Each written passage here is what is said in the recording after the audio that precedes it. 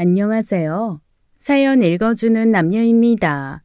오늘도 와주셔서 감사드리며 그럼 오늘의 사연 바로 시작하겠습니다. 저는 남편과 결혼한 지 12년째였습니다. 초등학교 3학년 아들 하나를 키우며 평범하게 살아왔어요. 남편은 6개월 전 회사를 그만뒀습니다. 시아버지께 자금 지원을 받아 소고기 전문점을 준비 중이었죠. 처음엔 남편이 열심히 하는 모습이 보기 좋았습니다. 새로운 도전이라 그런지 활기차 보였어요. 그런데 3개월 전부터 뭔가 이상해지기 시작했습니다. 남편은 가게 준비로 바쁘다며 집에 늦게 들어오는 날이 부쩍 늘었어요. 주말에도 골프 약속이 잦아졌죠. 저는 처음엔 사업 준비하느라 그런가 보다 했습니다. 하지만 뭔가 석연치 않았어요. 제가 전화를 걸면 받지 않는 경우가 많아졌습니다. 받더라도 짜증 섞인 목소리로 퉁명스럽게 대답했죠. 여보, 저녁은 먹고 다녀? 진짜 지금 바쁘다니까. 나중에 전화할게. 그러곤 일방적으로 끊어버렸습니다. 예전엔 이런 적이 없었어요. 남편은 항상 제 전화를 반갑게 받았었죠. 어느 날 새벽 2시가 넘어서야 남편이 들어왔습니다.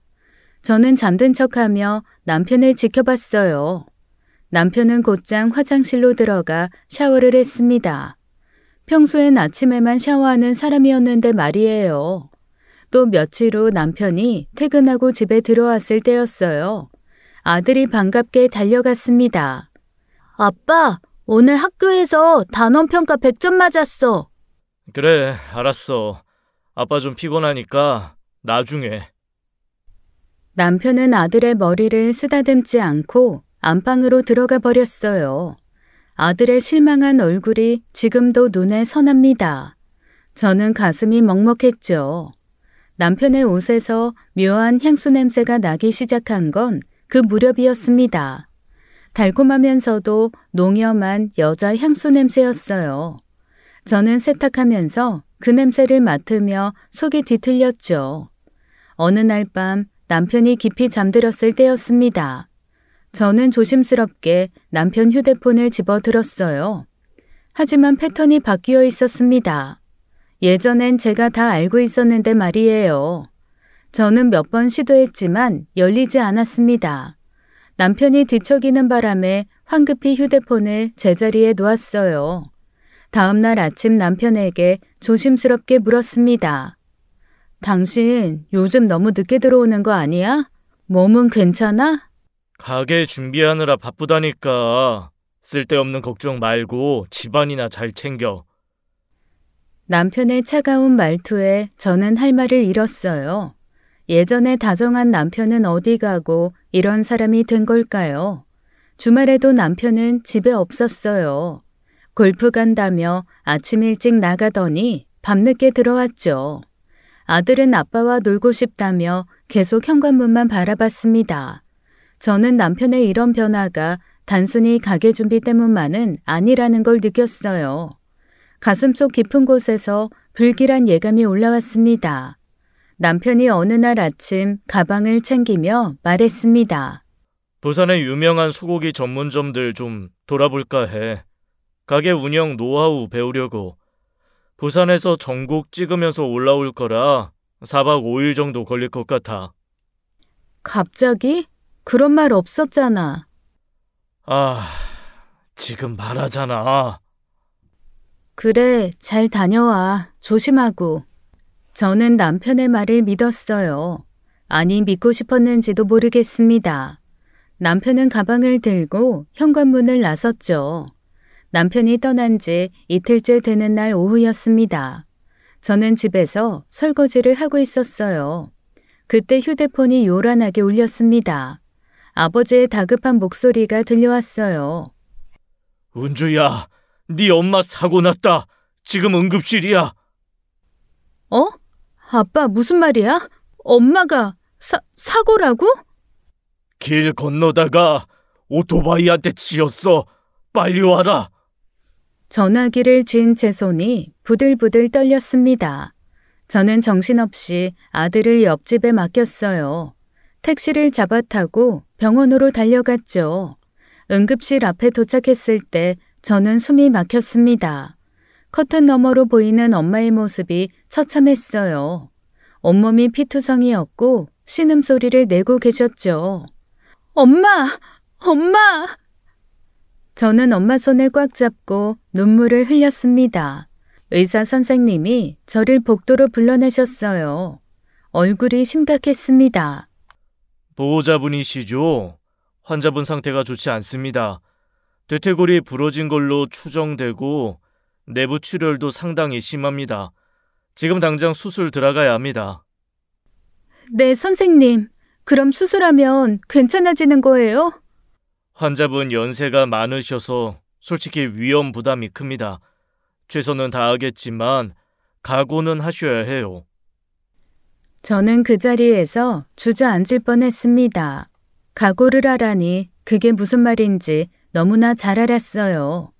저는 떨리는 손으로 남편에게 전화를 걸었습니다. 신호음이 길게 울렸어요. 한참 만에 남편이 전화를 받았습니다. 왜? 지금 바쁜데. 여보, 엄마가 교통사고 났어. 지금 응급실인데 수술 들어간대. 선생님이 위험하다고 그러는데 어떡해? 빨리 와줘, 저는 울면서 말했어요. 목소리가 떨려서 제대로 말이 나오지 않았습니다. 하지만 남편은 차갑게 말했습니다. 지금 당장은 못 가. 뭐? 지금 무슨 소리 하는 거야? 우리 엄마가 죽을 수도 있다고. 선생님이 각오하라고 그랬어. 지금 일이 중요한 게 아니야. 지금 움직일 수가 없어서 그래. 나중에 갈게. 저는 귀를 의심했습니다. 손이 부들부들 떨렸어요. 당신 미쳤어? 당신 장모가, 우리 엄마가 생사의 갈림길에 있는데 일이 뭐가 그렇게 중요해? 당장 와! 지금 부산에 온 김에 일본으로 건너왔어. 일본 음식점들도 좀 돌아봐야 하니까. 그래서 당장은 못 간다고. 저는 그 순간 머리를 망치로 얻어맞은 것 같았습니다. 일본이라고요? 출발할 때 일본 간다는 말은 단 한마디도 없었어요. 일본? 당신 언제 일본 간다고 했어? 됐고. 나중에 전화할게. 끊는다. 전화는 그렇게 끊어졌습니다. 저는 그 자리에 멍하니 서 있었어요. 온몸에서 힘이 쭉 빠져나갔습니다. 그때 딱 알겠더라고요. 남편이 일 때문에 부산에 간 게 아니었구나. 처음부터 여자와 일본 여행을 간 거였구나. 저는 이를 꽉 깨물었습니다. 수술실 앞 의자에 털썩 주저앉았어요. 수술실 위 빨간불이 켜져 있었습니다. 저는 가슴이 터질 것 같았죠. 엄마 걱정에 마음이 찢어지는데 남편에 대한 분노까지 치밀어 올라 미칠 것 같았어요. 저는 두 주먹을 꽉 쥐고 눈물을 삼켰습니다. 은주야, 최서방은? 남편은 부산에서 일 때문에 바로 못 온대. 조금 있다 온다고 했어. 저는 거짓말을 했습니다. 아빠한테 진실을 말할 수가 없었어요. 아빠는 한숨을 쉬시며 고개를 끄덕이셨습니다. 오후 8시 30분이 되어서야 수술실 불이 꺼졌습니다. 의사 선생님이 나오셨어요. 수술 잘 끝났습니다. 다행히 내부 출혈도 잘 처리했고요. 다만 회복 기간 동안 최소 2주는 24시간 간병이 필요합니다. 고령이시니까 감염 주의하셔야 하고요. 네, 선생님. 감사합니다. 정말 감사합니다. 저는 눈물을 흘리며 고개를 숙였어요. 엄마가 무사하다는 말에 안도의 한숨이 나왔습니다. 그날부터 저는 병원에서 엄마를 간병했어요. 밤낮 없이 엄마 곁을 지켰습니다. 아이는 같은 단지에 사는 아이 친구 엄마가 봐주기로 했죠. 동네에서 친하게 지냈던 사이였거든요. 그동안 남편에게서는 연락 한 통 없었습니다. 3일이 지나서야 남편이 병원에 나타났어요. 장모님, 괜찮으세요? 제가 부산에서 급한 일이 있어서 늦었습니다. 죄송합니다. 걱정 많이 했어요. 저는 남편의 그 뻔뻔한 연기를 보며 소름이 돋았어요. 엄마는 힘없이 고개를 끄덕이셨습니다. 아빠는 남편 어깨를 두드리며 고맙다고 하셨죠. 당신 고생 많았지? 이제 나 왔으니까 좀 쉬어. 괜찮아. 내가 할게. 저는 짧게 대답했습니다. 남편을 쳐다보지도 않았어요. 남편 얼굴을 보면 구역질이 날 것 같았습니다. 남편은 1시간쯤 있다가 일이 있다며 먼저 나갔어요. 병실 문이 닫히자 저는 주먹을 꽉 쥐었습니다. 손톱이 손바닥을 파고들어 아팠죠. 저는 겉으로는 아무렇지 않은 척 했습니다. 하지만 속으로는 남편에 대한 증오가 활활 타올랐어요. 이 배신감과 모욕감을 절대 잊지 않을 거라고 다짐했습니다. 엄마가 퇴원하신 날 저는 인터넷으로 흥신소를 알아봤어요. 그리고 남편 몰래 흥신소를 찾아갔습니다. 낡은 건물 3층에 있는 작은 사무실이었어요. 중년 남자가 저를 맞이했죠. 어떤 일로 오셨습니까? 남편 뒷조사 좀 부탁드리려고요. 외도하는 것 같아서요. 2주 정도 미행하면 대충 증거 잡을 수 있습니다. 보통 그래요. 사진, 동영상, 상간녀 정보까지 다 알아내드리고요. 저는 떨리는 손으로 계약서에 서명했습니다. 비용을 지불하고 남편 사진과 차량 번호를 건넸어요. 사무실을 나와 길을 걷는데 눈물이 났어요. 이게 정말 내 인생인가 싶었습니다. 조사가 시작된 지 3일째 되는 토요일 오후였습니다. 남편은 아침 일찍 골프 간다며 집을 나갔어요. 저는 아들과 함께 집에서 점심을 먹고 있었습니다. 그때 휴대폰이 울렸어요. 아들 학교 친구 엄마인 미경 씨였습니다. 평소 친하게 지내던 분이었죠. 언니, 지금 통화 괜찮아? 괜찮아. 무슨 일이야? 저기 언니한테 말해야 할지 말아야 할지 고민했는데 그냥 알려드리는 게 맞을 것 같아서. 왜? 무슨 일인데? 지금 우리 애 데리고 남편이랑 놀이공원 갔다가 언니 남편 봤어. 근데 혼자가 아니더라고. 누구랑 있었는데? 여자랑 남자애 하나랑 같이 있었어.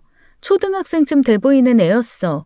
셋이서 완전 가족같이 다정하게 웃으면서 놀이기구 타고 그러더라고. 저는 숨이 막혔습니다. 손이 덜덜 떨렸어요. 언니, 혹시 친척분들이거나 그런 거 아니야? 내가 착각한 거면 좋겠는데. 아니야, 미경아. 친척 아니야. 알려줘서 고마워. 언니, 괜찮아? 목소리가... 괜찮아. 나중에 얘기하자. 끊을게. 저는 전화를 끊고 식탁에 엎드렸습니다. 아들이 제 등을 토닥이며 물었어요. 엄마, 어디 아파? 아니야, 엄마 괜찮아. 지훈아, 방에 가서 놀고 있을래? 아들이 방으로 들어가자 저는 안방으로 가 문을 닫고 흥신소에 전화를 걸었습니다. 손이 떨려서 번호를 누르기도 힘들었어요. 네, 말씀하세요. 저 최민호 의뢰했던 사람인데요. 방금 제보가 들어왔어요. 남편이 지금 놀이공원에 여자랑 남자애랑 같이 있대요. 알고 있습니다. 지금 저희 직원이 미행 중입니다. 사진 확보하고 있으니 걱정 마세요. 정말요? 그럼 언제쯤 보고서 받을 수 있어요? 며칠 안에 증거 사진들이랑 상세한 보고서 정리해서 보내드릴게요. 조금만 기다려주세요. 저는 전화를 끊고 그 자리에 주저앉았습니다. 눈물이 주르르 흘러내렸죠. 지훈이 운동회 때 일이 떠올랐어요. 작년 가을이었습니다. 아들이 달리기 시합에 나간다며 며칠 전부터 들떠 있었어요. 아빠, 운동회 올 거지? 내가 1등하는 거 봐야 돼? 아빠 그날 가게 인테리어 업체 미팅 있어서 못 갈 것 같은데. 아빠, 한 번만, 제발. 다음에 하자. 아빠 바빠. 결국 저 혼자 운동회에 갔었죠. 아들은 달리기에서 2등을 했어요. 결승선을 통과하고 관람석을 둘러보던 아들의 실망한 얼굴이 아직도 눈에 선합니다. 학예회 때도 마찬가지였어요. 아들이 주인공으로 나오는 연극이었는데 남편은 가게 자재 확인한다며 오지 않았습니다. 심지어 아들 생일에도 케이크만 사다 주고 나가버렸어요. 그런 남편이 상간녀 아이랑은 놀이공원을 가다니 저는 이를 갈았습니다. 이혼할 겁니다. 그리고 남편한테 그 상간녀한테 철저하게 복수할 겁니다. 저는 속으로 다짐했습니다. 그러고 나니 오히려 마음이 시원했어요. 그날 밤 남편이 집에 들어왔을 때 저는 웃으며 맞이했죠. 왔어? 저녁 먹었어? 먹고 왔어. 그래, 씻고 쉬어. 피곤하지? 남편은 의아한 표정을 지었지만 곧 무심하게 고개를 끄덕였습니다. 씻으러 들어가는 남편의 뒷모습을 보며 저는 냉소를 지었어요. 평생 이렇게 바보처럼 살 뻔했구나 하고요. 남편은 씻고 나와 침대에 누웠어요. 금세 코를 골며 잠들었습니다. 저는 옆에 누워 남편을 바라봤어요. 옆에 누운 이 남자가 낯설었습니다. 12년을 함께 산 남편이 아니라 그냥 모르는 남자 같았어요. 저는 천장을 바라보며 생각했습니다. 증거가 나오면 바로 이혼 소송 들어갈 겁니다. 위자료도 받고 재산 분할도 받고 남편이 얼마나 비참해지는지 두 눈으로 똑똑히 볼 겁니다. 새벽까지 잠이 오지 않았어요. 저는 어둠 속에서 눈을 뜨고 복수를 계획했어요. 3일 후 흥신소에서 연락이 왔습니다. 보고서가 나왔다는 연락이었죠. 저는 서둘러 그곳으로 향했습니다. 흥신소 직원이 두꺼운 봉투를 건넸어요. 보고서 첫 장에 사진이 있었습니다. 모텔 앞에서 남편이 어떤 여자와 나오는 장면이었어요. 두 사람은 팔짱까지 끼고 있었어요. 다음 장을 넘기자 더 적나라한 사진들이 나왔어요. 차 안에서 키스하는 모습, 식당에서 손잡고 있는 모습. 저는 숨이 막혀왔습니다. 여자 얼굴이 또렷하게 찍힌 사진을 보는 순간이었어요. 저는 헛웃음이 터져나왔습니다. 한수진이었습니다. 남편이 저랑 만나기 전에 사귀었다던 그 여자요. 3년이나 연애했다고 들었던 옛날 애인이었어요. 결혼 초에 남편한테 물어본 적이 있었습니다.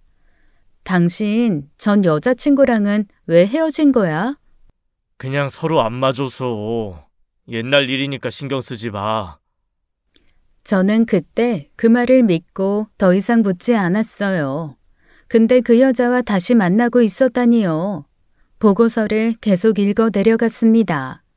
한수진, 44세, 1년 전 이혼, 초등학교 2학년 아들 양육 중, 현재 서울 관악구 다세대 주택 거주. 여기까지는 그럭저럭 견딜만 했어요. 하지만 다음 내용을 읽는 순간 온몸에 소름이 돋았습니다. 대상자는 현재 다른 남성과 동거 중임. 동거남은 일용직 노동자로 경제력 능력 미흡. 추정컨대 대상자가 경제적 지원을 받기 위해 의뢰인의 배우자와 관계를 지속하는 것으로 보임. 저는 입이 딱 벌어졌어요. 동거남과 살면서 우리 남편도 만나고 있었다는 거잖아요. 어이가 없었습니다. 마지막 페이지를 넘겼을 때였어요. 그곳에 적힌 문장을 보고 저는 비명을 지를 뻔했습니다. 대상자는 현재 임신 3개월 상태. 동거남의 자녀인지 의뢰인 배우자의 자녀인지는 불명확함. 저는 보고서를 쥔 손에 힘이 들어갔습니다. 부인, 괜찮으세요? 괜찮아요. 이 정도는 각오했어요. 저는 거짓말을 했습니다. 전혀 괜찮지 않았어요. 속이 뒤집히고 머리가 터질 것만 같았습니다. 이 정도 증거면 이혼 소송이나 위자료 청구에 충분합니다. 변호사 선임하시면 될 거예요. 네, 알겠습니다. 고생하셨어요. 저는 봉투를 가방에 넣고 흥신소를 나왔어요. 거리를 걸으며 보고서 내용이 머릿속에서 맴돌았습니다. 웃음이 나올 것 같았어요. 아니, 정확히는 미칠 것 같았어요. 12년 동안 성실하게 가정을 지켜온 저한테 이런 식으로 보답하다니 남편도 그렇고 그 여자도 그렇고 둘 다 인간 쓰레기였습니다. 저는 이를 악물었어요. 둘 다 철저하게 망가뜨려줄 각오를 했습니다. 며칠 후 저는 남편에게 말을 꺼냈습니다. 당신 오늘 나랑 어디 좀 가자. 어디를? 아이씨, 나 바빠. 중요한 일이야. 꼭 같이 가야 돼. 아, 진짜. 어디 간다는 거야? 가면 알아. 빨리 준비해. 남편은 짜증스러운 표정으로 옷을 입었어요. 저는 차키를 들고 현관문을 나섰습니다. 남편이 마지못해 따라왔죠. 차를 몰고 관악구 쪽으로 향했습니다. 남편은 계속 어디 가냐고 물었지만 저는 대답하지 않았어요. 30분쯤 달렸을까요? 낡은 다세대 주택 앞에 차를 세웠습니다. 여기가 어디야? 왜 여기로 온 거야? 따라와. 금방 끝나. 남편은 상간녀 집을 모를 겁니다. 알 리가 없죠. 상간녀가 동거남과 함께 있는 자기 집을 남편에게 알려줄 리가 없으니까요. 저는 차에서 내려 건물로 걸어갔어요. 남편이 의아한 얼굴로 뒤따라왔습니다. 2층까지 계단을 올라갔죠. 202호 앞에 섰습니다. 저는 초인종을 눌렀어요. 심장이 미친 듯이 뛰었지만 표정은 침착하게 유지했습니다. 문이 열렸습니다. 40대 중반쯤 돼 보이는 남자가 나타났죠. 온몸에 문신을 하고 있는 남자였습니다. 누구세요? 남자가 문을 활짝 열었어요. 자기야, 누구야? 거실에 있던 한수진도 나오는 게 보였습니다. 그리고 저와 남편을 보는 순간 한수진 얼굴이 하얗게 변했죠. 어떡해? 한수진은 말을 잇지 못하고 얼어붙었어요. 남편도 얼어붙었죠. 야이씨, 박은주! 동거남이 이상한 낌새를 알아차렸습니다. 누구세요? 수진아, 아는 사람이야? 저는 남편을 손으로 가리켰어요. 그리고 동거남을 똑바로 바라보며 말했습니다. 인사하세요. 당신이랑 사는 이 여자랑 바람 피우는 제 남편이에요. 동거남의 눈이 커졌습니다. 저는 다시 동거남을 가리키며 남편에게 말했어요. 당신도 인사해. 네가 만나는 저 상간녀랑 사는 동거남이야. 남편의 얼굴이 새파랗게 질렸습니다. 한수진은 벌떡 일어나 손을 내저었어요. 아니야. 오빠, 이거 오해야. 이 사람들이 미친 거야. 뭐? 지금 무슨 소리 하는 거야? 동거남의 목소리가 떨렸습니다. 분노가 폭발하기 직전이라는 걸 알 수 있었어요. 당신 대체 왜 이러는 거야? 남편이 당황해서 말을 더듬었습니다. 동거남은 남편을 노려보며 한 발짝 다가갔어요. 야, 이 새끼야. 네가 수진이랑 바람을 피웠다고? 저기요, 잠깐만요. 오해가. 말이 끝나기도 전이었습니다.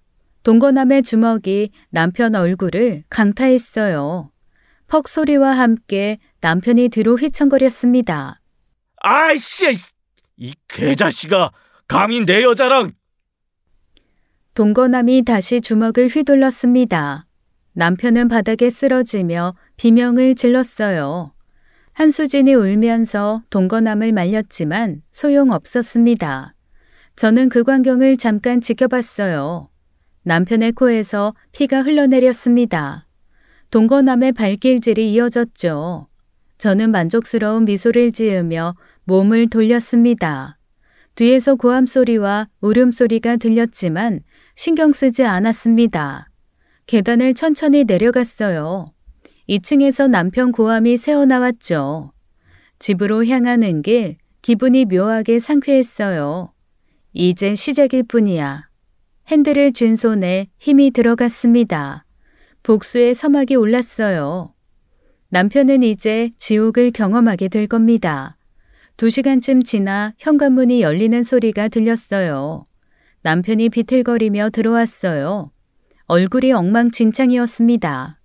한쪽 눈은 시퍼렇게 멍들어 있었고요. 입술은 터져서 피가 흘러내렸어요. 코에도 핏자국이 선명했습니다. 남편은 저를 보자마자 고래고래 소리를 질렀어요. 야, 이 미친년아. 다 알고 있으면서 왜 이딴 짓을 한 거야, 어? 나 엿먹으니까 재밌냐? 재밌지. 안 재밌겠냐? 왜? 나는 숨기면 안 돼? 당신은 나 속이고 다른 여자 만났는데 난 안 돼?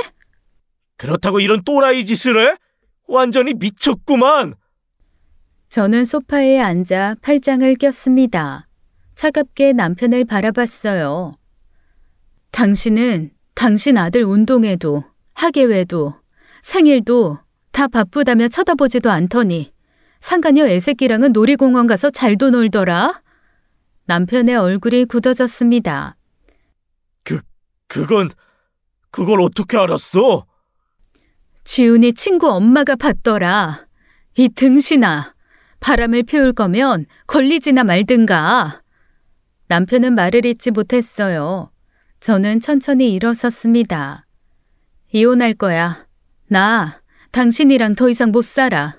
뭐? 이혼? 그래, 이혼. 당장 내일이라도 서류 쓸 거야. 좋아. 이혼하자고. 어차피 이렇게 된 마당에 나도 지긋지긋했어. 당신같이 재미없는 여자랑 살기. 그래, 좋아. 합의했네. 저는 화장실로 걸어갔습니다. 미리 준비해둔 게 있었거든요. 대야에 식초를 가득 담아뒀어요. 대야를 들고 거실로 나왔습니다. 남편은 소파 앞에 서 있었어요. 제가 무얼 들고 나오는지 보고 눈이 커졌습니다. 야, 그게 뭐야? 말이 끝나기도 전에 저는 식초를 남편에게 확 끼얹었습니다. 철썩 소리와 함께 식초가 남편 얼굴을 적셨죠. 아이씨, 이게 무슨 짓이야? 남편이 비명을 질렀습니다.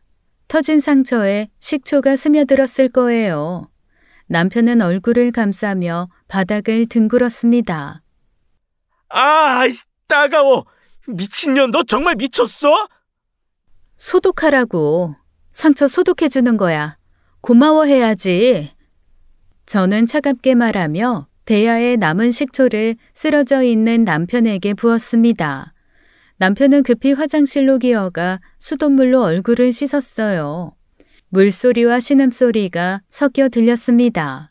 저는 팔짱을 끼고 그 모습을 지켜봤어요. 한참 만에 남편이 고개를 들었습니다. 물에 젖은 얼굴로 저를 노려봤어요. 당장 나가. 네가 나가. 여기 내 집이야. 결혼하면서 내가 가지고 온 내 집이라고. 당장 꺼져. 저는 어깨를 으쓱했습니다. 그래, 알았어. 나갈게. 남편은 제가 순순히 나간다는 말에 당황한 듯 보였어요. 하지만 저는 신경 쓰지 않았습니다. 방으로 들어가 가방을 꺼냈어요. 옷까지 몇 벌을 챙겼습니다. 흥신소에서 받은 봉투도 빠뜨리지 않았습니다. 남편은 거실에서 계속 욕을 퍼부었어요. 저는 가방을 들고 그 집을 나왔습니다. 속이 시원했어요. 밤 공기가 차가웠어요. 저는 그 길로 시댁으로 향했습니다. 시댁까지는 걸어서 10분 거리였죠. 시댁 집 앞에 도착해 초인종을 눌렀습니다.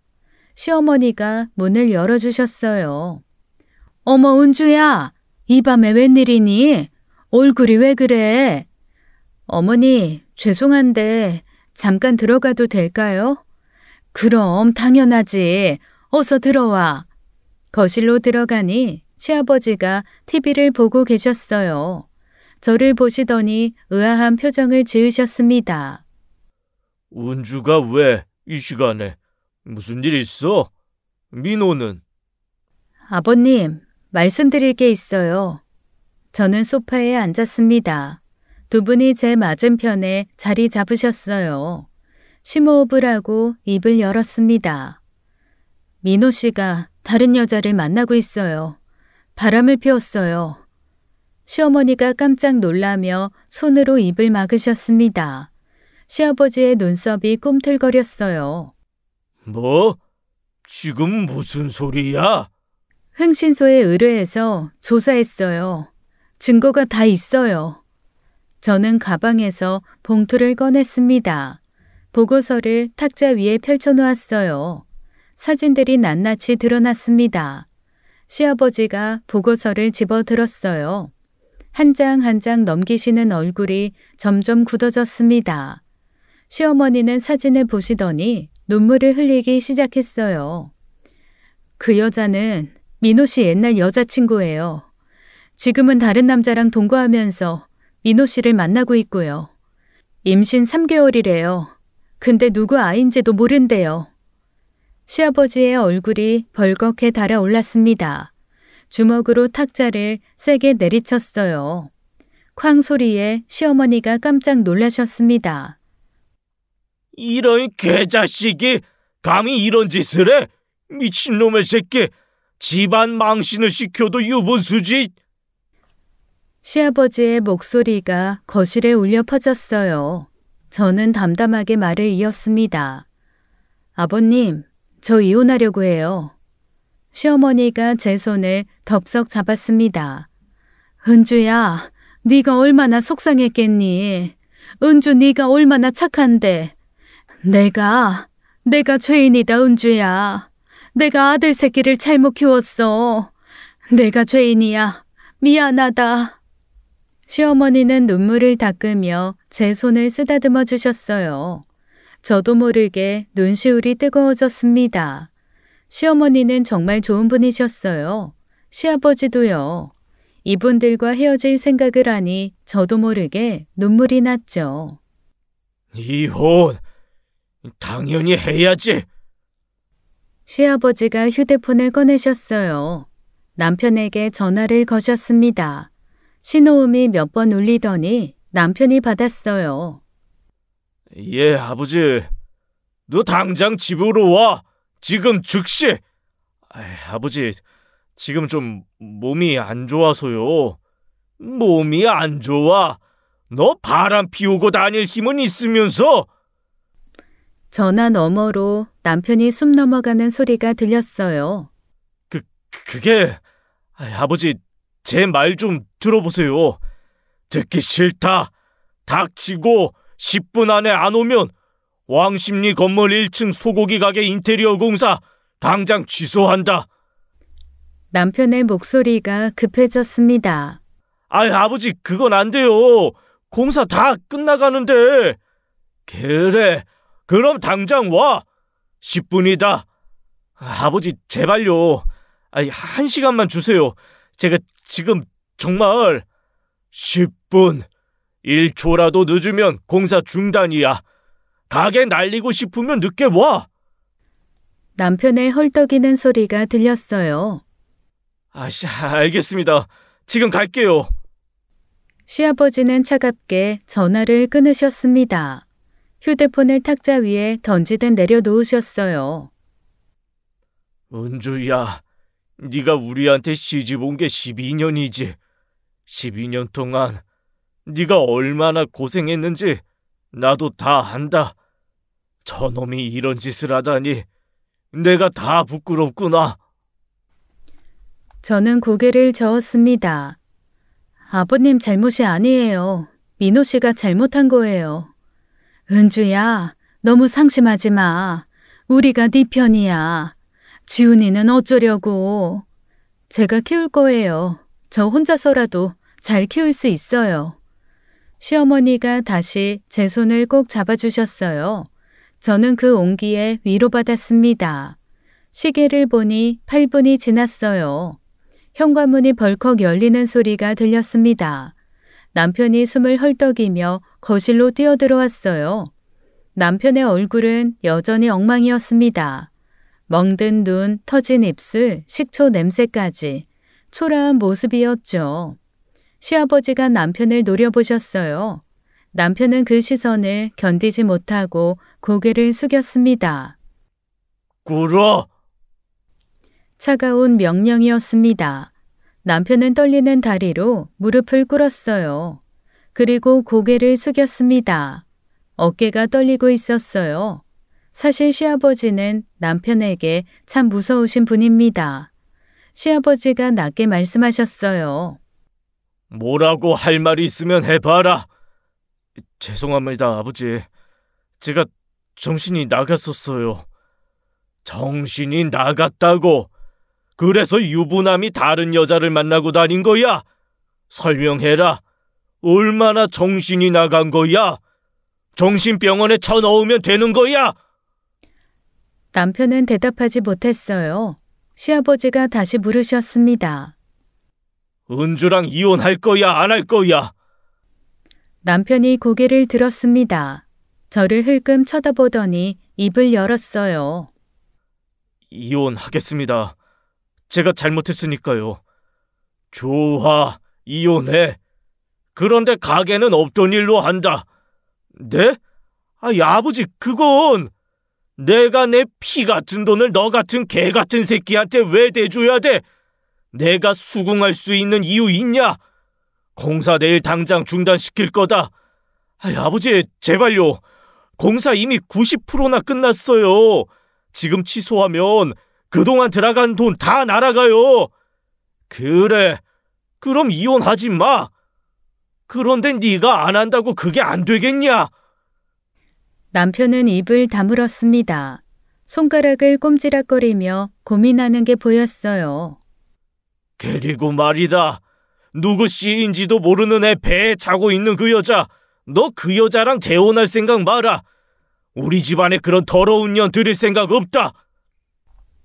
남편이 황급히 손사래를 쳤습니다. 아버지, 그 여자랑 결혼할 생각 없어요. 진짜예요. 그냥 그렇게 된 거지. 결혼까지 생각한 거 아니었어요. 그렇게 된 거. 그럼 장난으로 사람 인생을 망친 거야? 시아버지가 벌떡 일어나셨어요. 거실 구석으로 걸어가 골프채를 집어 드셨습니다. 시어머니가 놀라 말렸어요. 여보, 진정해요. 그러지 마요. 말로 해요, 말로. 진정? 이딴 놈을 어떻게 진정하고 봐? 당신은 은주 데리고 나가 있어. 시아버지가 골프채를 휘둘렀습니다. 휙 소리를 내며 남편의 등을 강타했어요. 아이씨! 남편이 소리를 질렀습니다. 시아버지는 멈추지 않으셨어요. 골프채가 남편의 어깨를 다시 내리쳤습니다. 퍽, 퍽 소리가 거실에 울렸어요. 남편은 바닥에 엎드려 몸을 웅크렸습니다. 아버지, 죄송합니다. 잘못했어요. 죽어라, 이 새끼야. 너 죽고 나도 죽자. 골프채가 한 번 더 내려갔습니다. 남편은 완전히 바닥에 쓰러졌어요. 2시간 전 상간녀 동거남한테 맞고 이제 또 시아버지한테 맞은 겁니다. 저는 일어섰습니다. 아버님, 어머님, 저는 이혼할 거예요. 은주야, 네 마음 충분히 이해한다. 위자료도 받을 거고요. 재산분할도 받을 거예요. 남편이 바닥에서 고개를 들었습니다. 저는 남편을 내려다보며 말했어요. 당신은 우리 지훈이 이제 평생 못 볼 거야. 운동회도 학예회도 생일도 다 귀찮아했잖아. 이제 그 여자 아들이나 끼고 살아. 놀이공원도 자주 데려가고 말이야. 당신, 내가 장담하는데 오늘 이 일 언젠가 평생 피눈물 흘리면서 후회할 날이 올 거야. 남편의 눈이 흔들렸습니다. 지훈이는 내 아들인데. 네 아들? 네가 아들을 아들로 봤어? 한 번이라도 관심 가진 적 있어? 남편은 아무 말도 못했어요. 시아버지가 한숨을 쉬셨습니다. 저는 시아버지를 보았어요. 그분의 눈에 눈물이 고여 있었어요. 시부모님은 손자인 지훈이를 금보다 더 귀하게 생각하신 분들이셨죠. 저는 고개를 숙여 시부모님에게 깊이 인사를 했습니다. 그렇게 시댁을 나왔어요. 택시를 타고 친정으로 갔어요. 거실에 불이 환하게 켜져 있었죠. 문을 열고 들어서자 엄마가 달려오셨습니다. 은주야, 무슨 일이야? 얼굴이 왜 그래? 엄마, 제 목소리가 떨렸습니다. 아빠도 안방에서 나오셨어요. 은주야, 무슨 일이야? 지훈이는 자고 있어? 방에서 골아 떨어졌어. 한참을 너 찾다가 막 잠들었어. 저는 소파에 앉았습니다. 엄마 아빠가 제 양옆에 앉으셨어요. 대체 무슨 일인데? 말 좀 해봐. 민호가 바람 폈어요. 다른 여자 만나고 다녔어. 엄마가 눈을 크게 떴습니다. 아빠의 얼굴이 굳어졌어요. 뭐? 최서방이 바람이 났다고? 이혼하려고. 더 이상 못 살겠어. 엄마가 제 손을 잡았습니다. 눈물이 주르르 흘러내렸어요. 그때 현관문이 열렸습니다. 아직 장가를 안 가고 있던 오빠가 퇴근해서 집에 온 거였어요. 엄마, 아빠, 저 왔어요. 은주야, 너 왜 여기 있어? 오빠가 신발을 벗고 들어왔습니다. 저희 분위기를 보더니 표정이 심각해졌어요. 무슨 일이야? 다들 왜 이래? 성진아, 최서방이 바람 폈대. 오빠의 얼굴이 순식간에 붉어졌습니다. 주먹을 꽉 쥐더니 소리를 질렀어요. 뭐? 매제가? 확실해? 참나, 그 새끼 내가 불안했어. 내가 당장 가서 죽여버린다. 오빠, 진정해. 하지 마. 뭘 하지 마. 내 동생 울리고 다니는 놈 가만둘 수 없어. 오빠가 현관으로 뛰어갔습니다. 저는 황급히 오빠를 잡으려 했어요.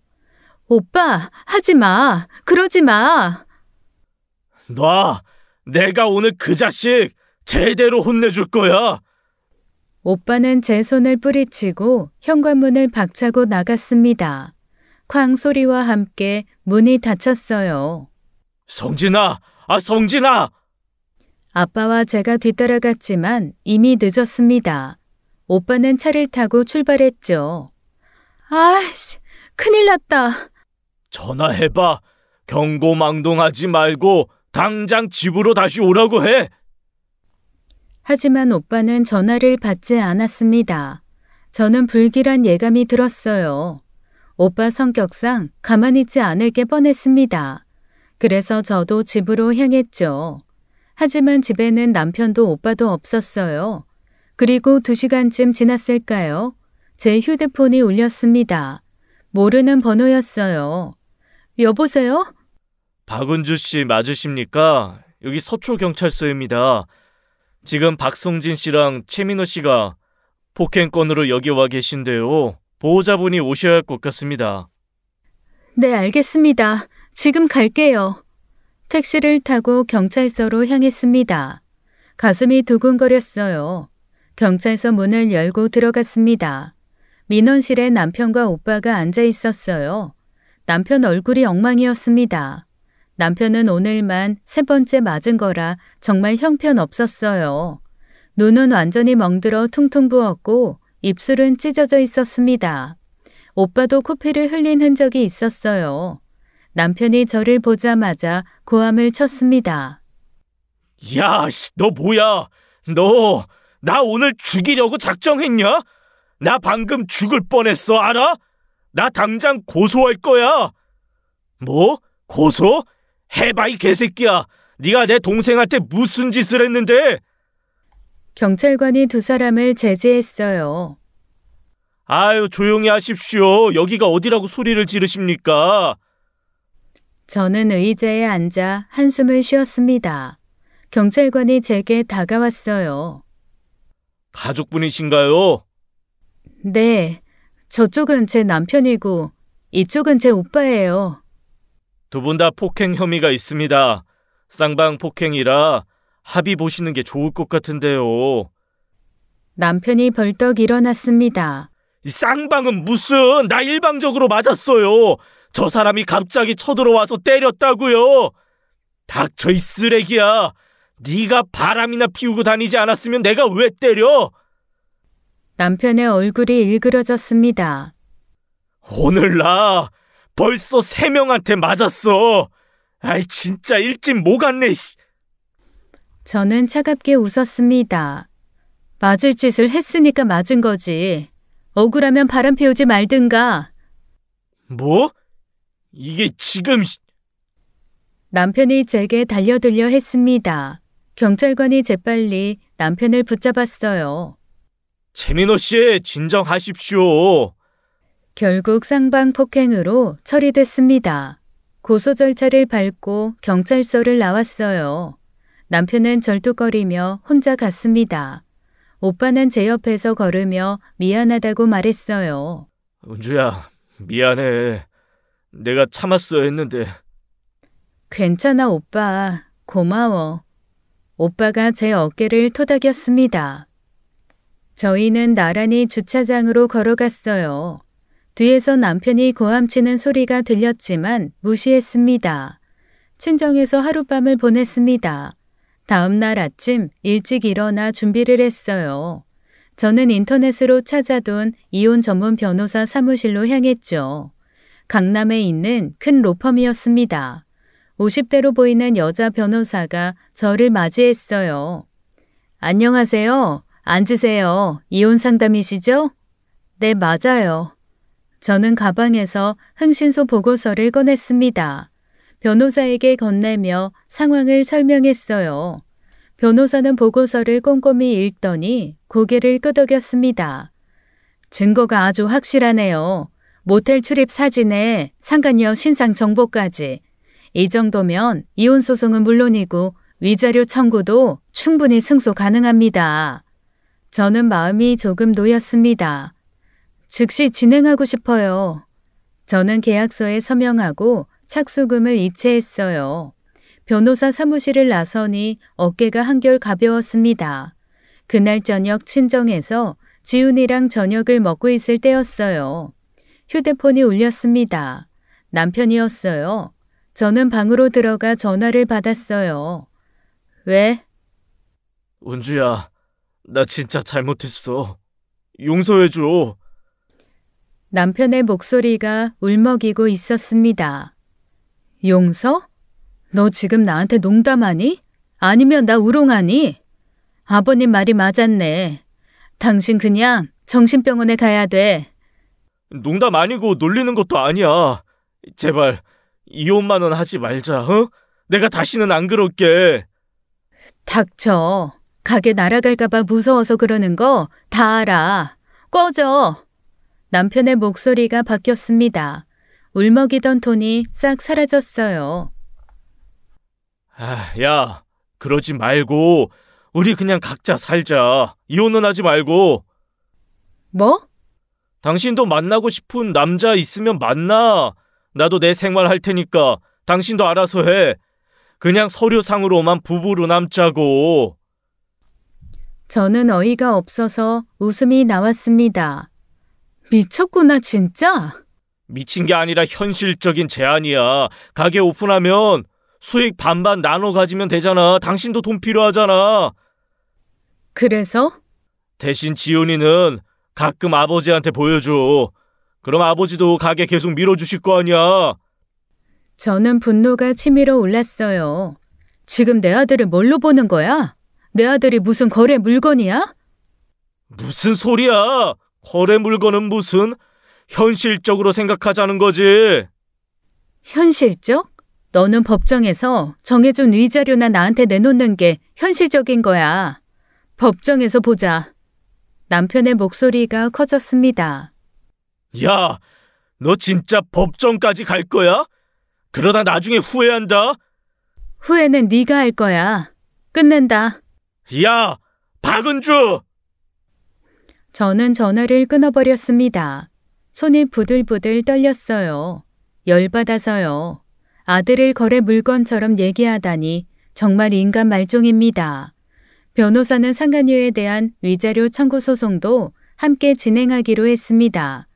하지만 저는 법적 절차만으로는 만족할 수 없었어요.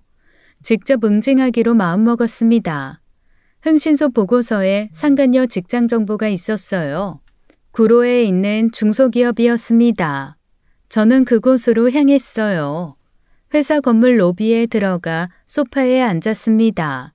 퇴근 시간인 오후 6시까지 기다렸어요. 사람들이 하나둘 나오기 시작했습니다. 한수진이 엘리베이터에서 내렸어요. 동료와 이야기하며 걸어왔습니다. 저는 벌떡 일어났어요. 상간녀가 로비를 지나가려는 순간이었습니다. 저는 큰 소리로 외쳤어요. 한수진! 유부남이랑 바람 피우고 임신까지 한 년이 여기 있네. 로비에 있던 사람들이 모두 저를 쳐다봤습니다.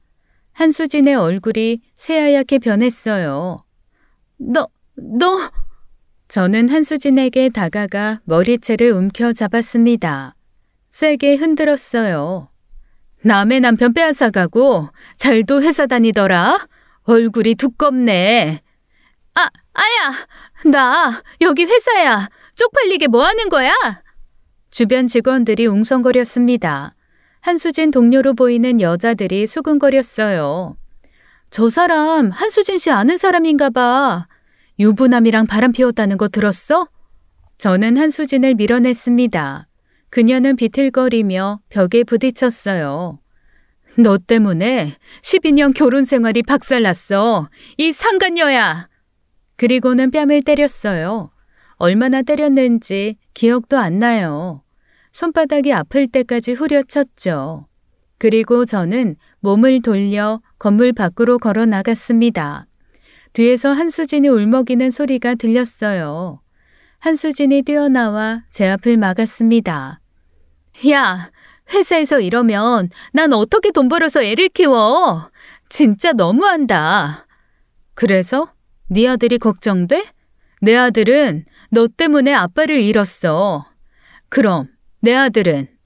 역겨워. 이건 네가 한 짓에 대한 정당한 대가야. 억울해하지 말고 받아들여. 저는 한수진을 지나쳐 걸어갔습니다. 뒤에서 울음소리가 들렸지만 돌아보지 않았어요. 다음 날 저는 또 다른 곳으로 향했습니다. 흥신소가 알려준 한수진 부모님 집 주소였어요. 인천 부평에 있는 오래된 빌라였습니다. 초인종을 눌렀어요. 문이 열리고 60대 여자가 나타났습니다. 누구세요? 한수진 어머니 되시죠? 네, 그런데요. 저는 현관문을 밀고 안으로 들어갔습니다. 아니, 지금 뭐 하시는 거예요? 거실에서 60대 남자가 일어났어요. 한수진 아버지였습니다. 누구시오? 왜 남의 집에 함부로? 딸 잘 키우셨네요. 건달 같은 남자랑 동거하면서 유부남이랑 바람까지 피우더라고요. 두 분의 표정이 굳어졌습니다. 지금 무슨 말도 안 되는 소리를? 말도 안 돼요? 증거 다 있어요. 흥신소 고용해서 조사했거든요. 모텔 출입사진에 데이트 사진까지. 저는 가방에서 사진 몇 장을 꺼내 탁자에 던졌습니다. 한수진과 남편이 모텔을 나오며 팔짱 끼고 걷는 사진이었어요. 상간녀 아버지가 사진을 집어들더니 얼굴이 일그러졌습니다. 그리고 지금 임신 3개월이래요. 근데 재밌는 게 동거나 마인지 우리 남편 아인지 모른대요. 딸한테 물어보세요. 상간녀 어머니가 비틀거렸습니다. 그대로 바닥에 주저앉더니 쓰러졌어요. 여보!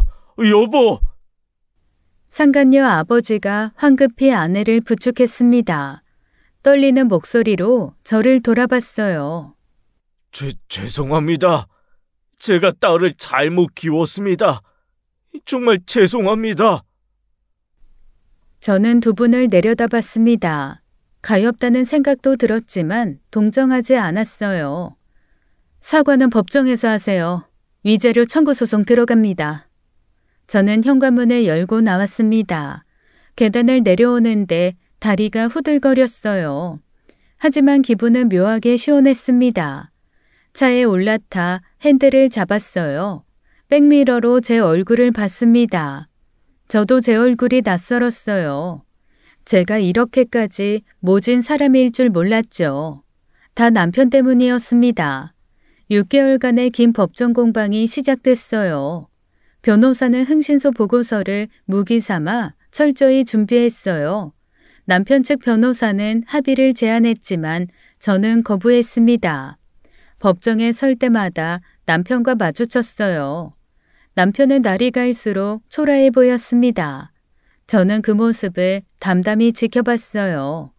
재판부는 남편의 외도 사실을 명백히 인정했습니다. 증거가 너무나 확실했기 때문이에요. 판사는 남편에게 엄중한 질책을 했습니다. 마침내 판결이 나왔어요. 이혼 소송에서 제가 승소했습니다. 재산 분할과 위자료 5천만 원을 받게 됐어요. 상간녀를 상대로 한 소송도 승소했습니다. 위자료 3천만 원을 받기로 판결이 났어요. 하지만 한수진은 돈이 없다며 지급을 거부했습니다. 저는 변호사를 통해 한수진의 통장을 차압했어요. 월급이 들어올 때마다 일부가 제 계좌로 입금됐습니다. 한수진은 몇 번이나 전화를 걸어왔지만 받지 않았어요. 나중엔 귀찮아서 차단했죠. 어느 날 오후 시아버지에게서 전화가 왔습니다. 저는 잠시 망설이다 전화를 받았어요. 시아버지의 목소리는 무거웠습니다. 시아버지는 남편의 가게 계획을 완전히 취소했다고 말씀하셨어요. 이미 진행 중이던 인테리어 공사도 중단시켰다고 했습니다. 시아버지는 제 마음이 쉽게 풀리진 않겠지만 이것으로 조금이나마 위안을 얻으라고 하셨습니다. 또한 제가 살던 집이 원래 시아버지 명의였는데 이를 제 명의로 바꿔주겠다고 약속하셨어요. 시아버지는 가끔 손주 얼굴이나 보여달라며 조심스럽게 부탁하셨습니다. 손주를 그리워하는 목소리가 애절했어요. 저는 시아버지의 배려에 감사하며 알겠다고 답했습니다. 전화를 끊고 나니 가슴이 뭉클했습니다. 시아버지 시어머니는 잘못이 없으셨으니까요. 법원에서 이혼 확정 판결문을 받았습니다. 저는 법원 계단에 서서 서류를 내려다봤어요. 12년 결혼 생활의 끝이었습니다. 슬프진 않았어요. 오히려 홀가분했습니다. 이제 새로운 삶을 시작할 수 있게 됐으니까요. 이혼 판결이 확정된 후 일주일쯤 지났을 때였습니다. 전 남편에게서 문자가 오기 시작했어요. 처음엔 하루에 한두 통이었습니다. 하지만 점점 횟수가 늘어났어요. 하루에 10통, 20통씩 왔습니다. 내용은 협박과 욕설로 가득했어요. 전화도 수시로 걸려왔습니다. 밤낮 가리지 않았어요. 저는 번호를 차단했지만 소용없었어요. 전 남편은 다른 번호로 계속 연락했습니다. 공중전화, 모르는 번호, 심지어 지인 번호까지 빌려서 걸어댔어요. 문자 내용은 갈수록 심해졌습니다. 죽여버리겠다는 말까지 나왔어요. 저는 두려움을 느끼기 시작했습니다. 지훈이를 학교에 보낼 때도 불안했어요. 혹시 전 남편이 아들을 데려갈까봐 걱정됐습니다. 밤에는 잠을 제대로 잘 수 없었어요. 결국 경찰서를 찾아갔습니다. 문자 내용을 보여주며 신고했어요. 하지만 경찰은 본인들이 할 수 있는 건 없고 고소를 하라고 했죠. 저는 허탈함을 느끼며 경찰서를 나왔어요. 변호사에게 연락했습니다. 상황을 설명하자 변호사는 즉시 협박죄로 고소하라고 조언했어요. 저는 바로 고소장을 접수했습니다. 그리고 며칠이 지났어요. 그날은 오후에 장을 보고 집에 돌아오는 길이었습니다. 현관문 비밀번호를 누르고 문을 열었어요. 안으로 들어서며 신발을 벗었습니다. 거실 쪽으로 걸어가려는데 이상한 느낌이 들었어요. 집안 공기가 묘하게 달랐습니다. 안방으로 가려고 거실을 지나고 있었어요. 그때 현관문 앞 작은 방문이 열렸습니다. 누군가 나왔어요. 저는 화들짝 놀라 비명을 지를 뻔했습니다. 전 남편이었어요. 집 안에 숨어서 저를 기다리고 있었던 겁니다. 어서 와. 기다렸어. 전 남편은 현관문 앞을 막아서며 웃었어요.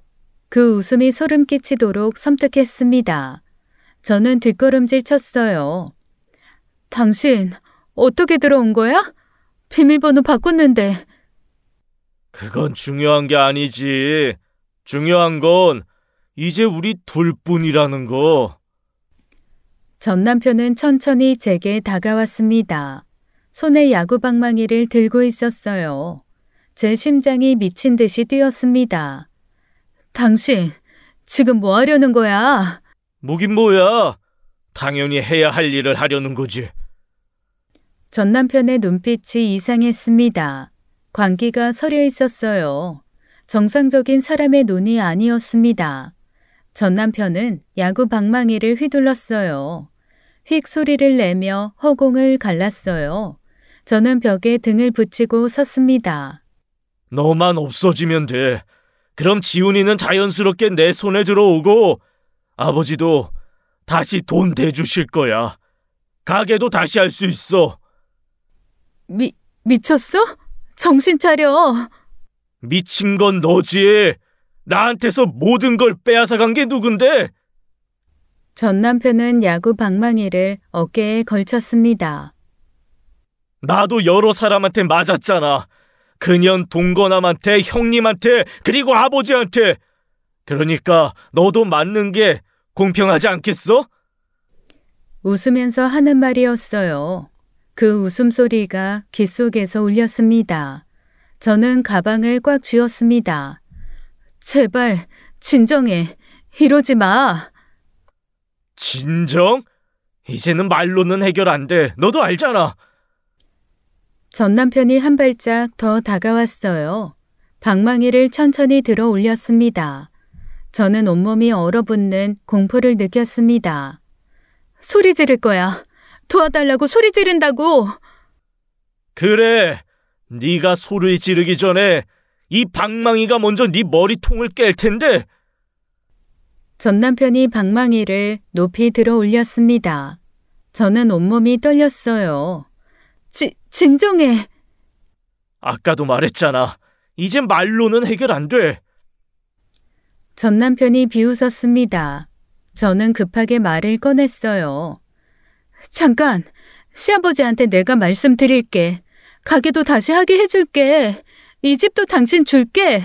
아버님도 내 말이라면 들어주실 거야. 뭐?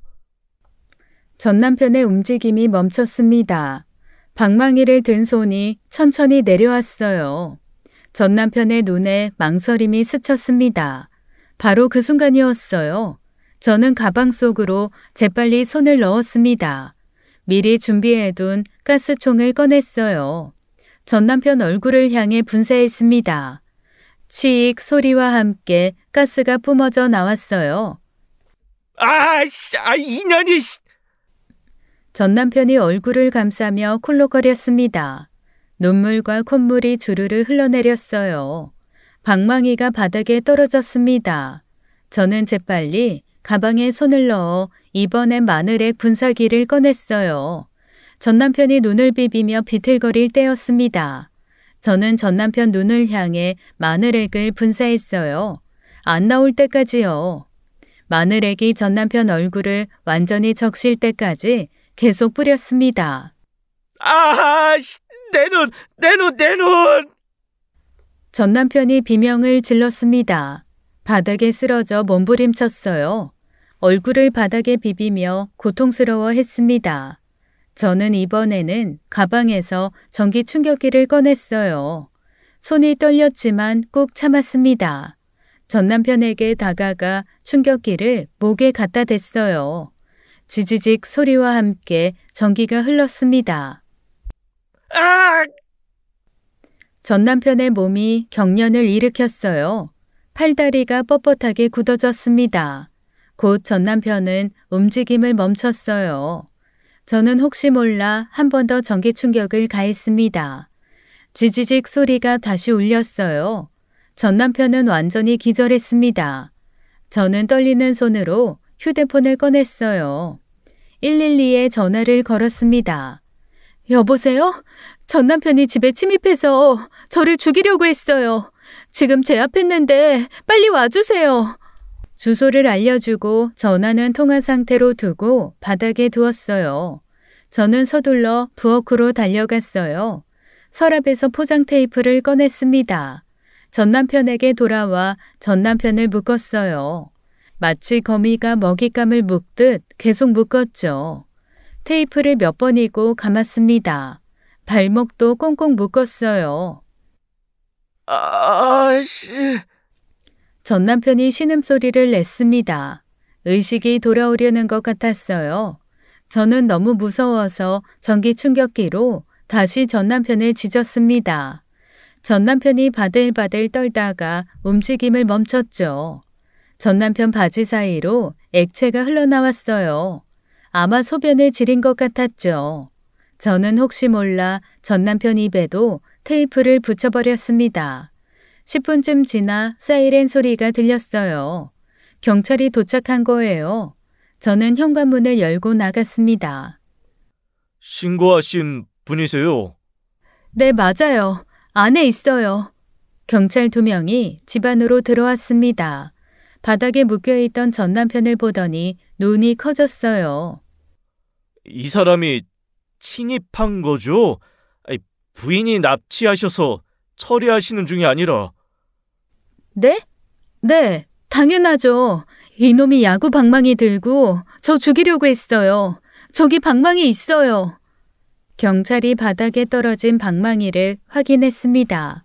한 경찰관이 전 남편 입에 테이프를 떼어냈어요. 집주인이 누구죠? 제 명의예요. 저 사람은 전 남편이고 이미 이혼했어요. 무단 침입이에요. 경찰이 무전기를 꺼냈습니다. 저 여기 앰뷸런스 좀 불러주세요. 그렇게 잠시 후 구급차가 왔고 경찰이 전 남편을 끌고 나갔어요.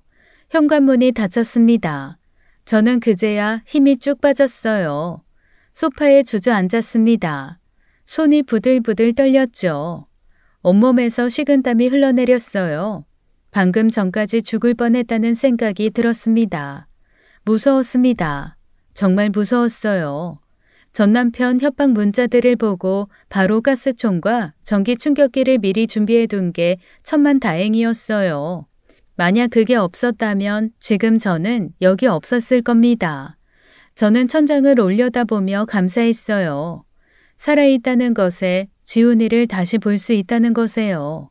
야구 방망이, 제 진술, 경찰 조서까지 모든 게 전 남편에게 불리했어요. 판사는 징역 7년을 선고했습니다. 전 남편은 항소했지만 기각됐어요. 저는 판결문을 받아들고 안도했습니다. 이후 저는 집을 매각했어요. 부동산에 내놓자 한 달 만에 좋은 가격에 팔렸죠. 저는 지훈이와 함께 서울을 떠나기로 했습니다. 지방 도시로 이사를 갔어요. 전 남편이 절대 찾을 수 없는 곳이었습니다. 새로운 동네는 조용하고 평화로웠어요. 사람들도 친절했습니다. 현재 저는 아들과 함께 새로운 미래를 만들어가고 있었어요. 그것만으로도 충분했습니다. 지금까지 사연 읽어주는 남녀였습니다. 끝까지 시청해주신 여러분 감사드리며 저희는 다음 사연으로 돌아올게요. 감사합니다.